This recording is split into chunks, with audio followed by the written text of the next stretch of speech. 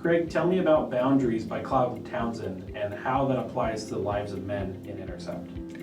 Yes, so the reason why we chose to include boundaries as part of our core curriculum is what happens, there's a dynamic that happens when and it's all around trust and breaking trust and rebuilding trust.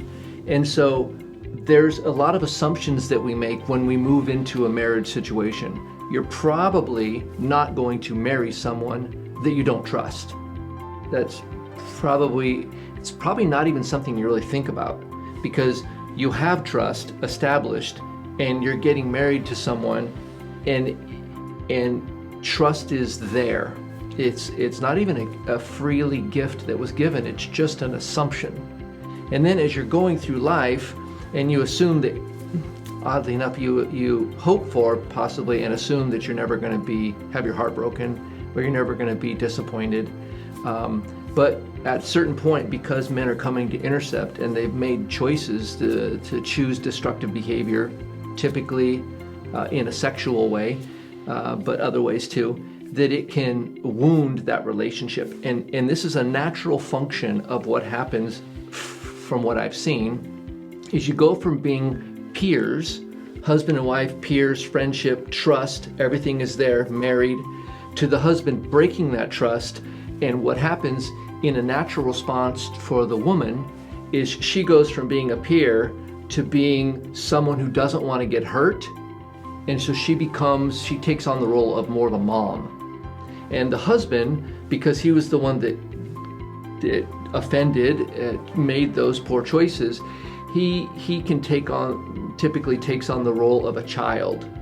And so what happens is the husband, rightfully so, is going to do everything necessary to rebuild trust, because after all, he's the one that initiated this break in trust.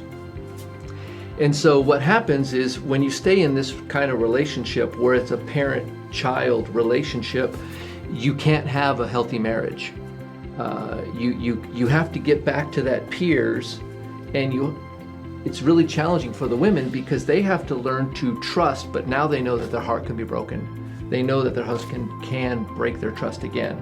And the husband is working at trying to become trustworthy. And so there becomes a point at which the husband needs to start setting up boundaries. The wife should too. I mean, not should. It's wise and helpful if the wife sets up boundaries as well.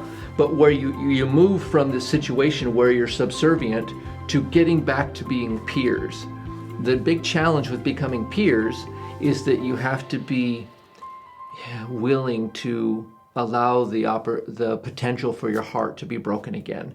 And so it's delicate and it's sensitive, but it's necessary if you're going to have that relationship that is flourishing and meaningful and challenging. You put your trust in God through the process no matter what happens, and you trust as well as you can. My wife always said, I trust Jesus in you. I don't trust you. And so because she put her trust in Jesus, then she knew that she was ultimately going to be okay, even if I hurt her again. And so that's a big step to be able to trust God when you can't touch or feel God, and the person that you can touch and feel has the potential to deeply hurt you. How else do you think boundaries can apply outside of marriage for maybe family, like parents or coworkers, or outside of that? The ways you can apply boundaries, boundaries are going to be good for every relationship you have. And the idea of a boundary, just for those of you that may have not heard of it, is boundaries are fences with gates.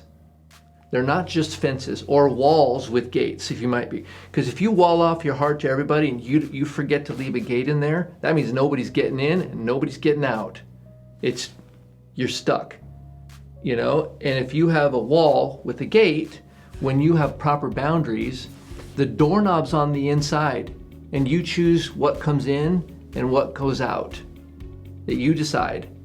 And so it doesn't mean you don't let things in. It just means you decide you have a proper boundary. And so you can use those types of boundaries. And by the way, when you're first working with boundaries, It's messy because you set the gate in the wrong place, right? You set the wall in the wrong place, and you're trying to figure out, is this the right place? Is not. So it can be, it's definitely messy.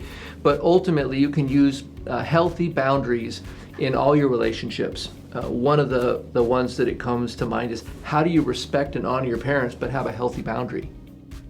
It's a tricky one, especially if you never had that, especially if it wasn't modeled for you. You can have boundaries at work. You can have boundaries with times with your technology.